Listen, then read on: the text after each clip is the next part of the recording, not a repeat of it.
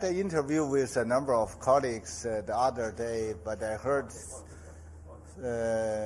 since I was not able to meet everyone, that might have disappointed some of you. And as a remedy measure, I wish to talk to you a little bit more today. But it will be mainly on the current situation concerning Jammu Kashmir, and I'm sure you are all following the situation very closely. The Security Council has just held an informal consultation and listened very carefully the briefings, the reports from the Secretariat, especially including the briefing from the military observer group on the ground. And that helped us understand the situation better. And I'm sure you all know the Secretary General also issued a statement a few days ago.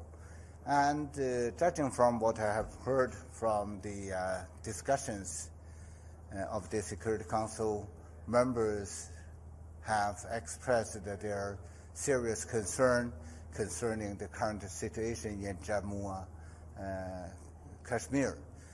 They are also concerned about the human rights situation there, and also it's the general view of members that parties concerned should refrain from taking any unilateral action which might further aggravate the tension there, since the tension is already very tense and very dangerous.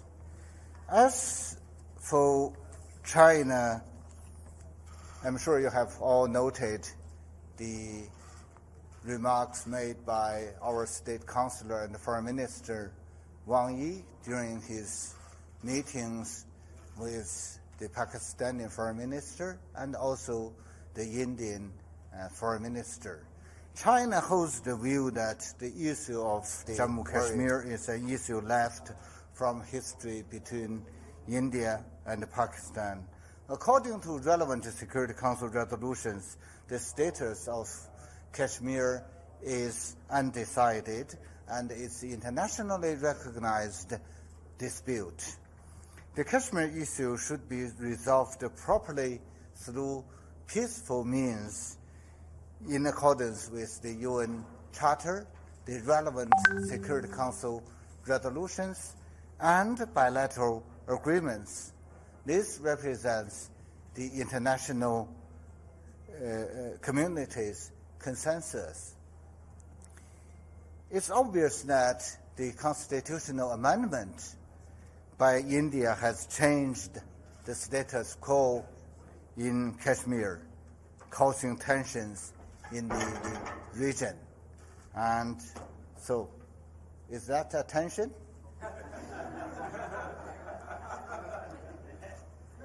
So we can see how serious the situation is and dangerous, okay? And China is deeply concerned about the current situation and opposes any unilateral action that complicates the situation, and we call upon the relevant parties to exercise restraint, act prudently, and in particular not to take actions that will aggravate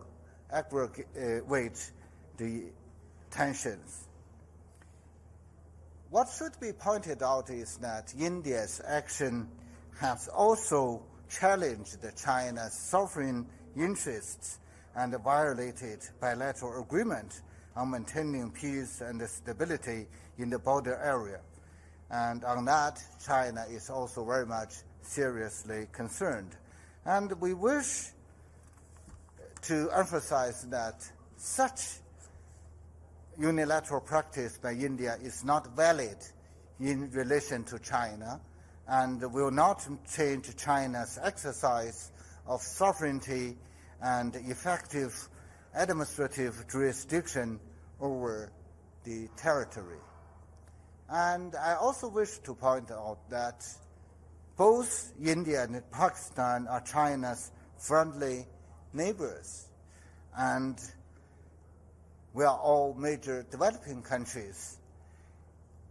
Both India and China are, and I'm sorry for that, both India and Pakistan are at a crucial stage of development.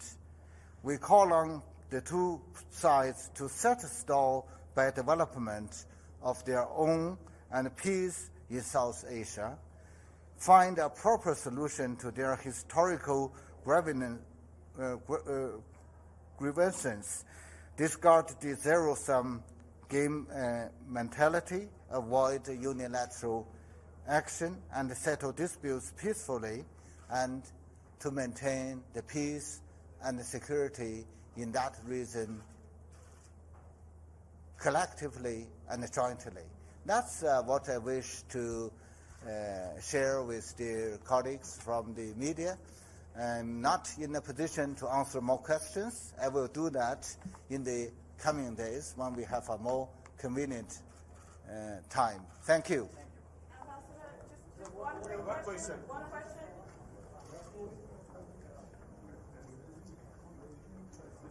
The ambassador of Pakistan is coming.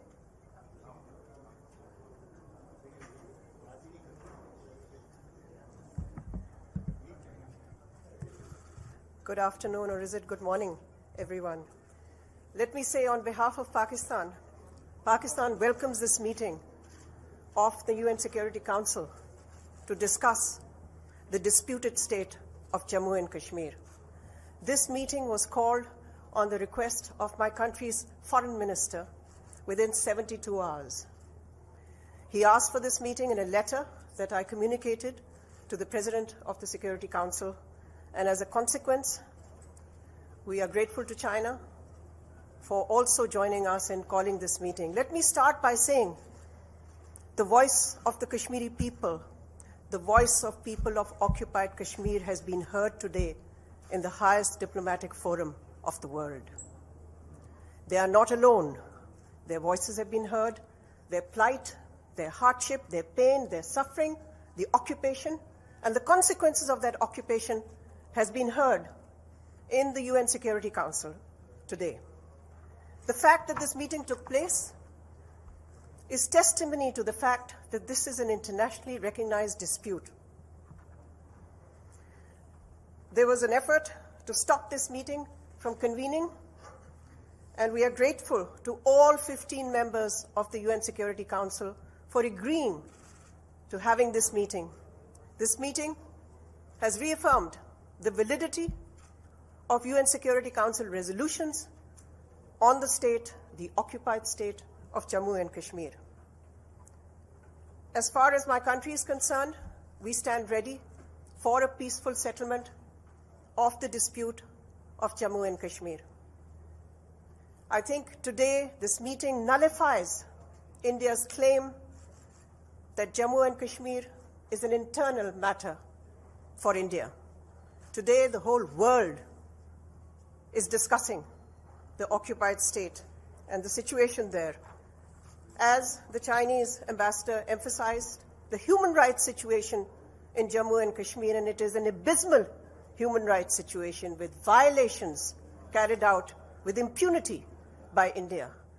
That too has been discussed by the Security Council today.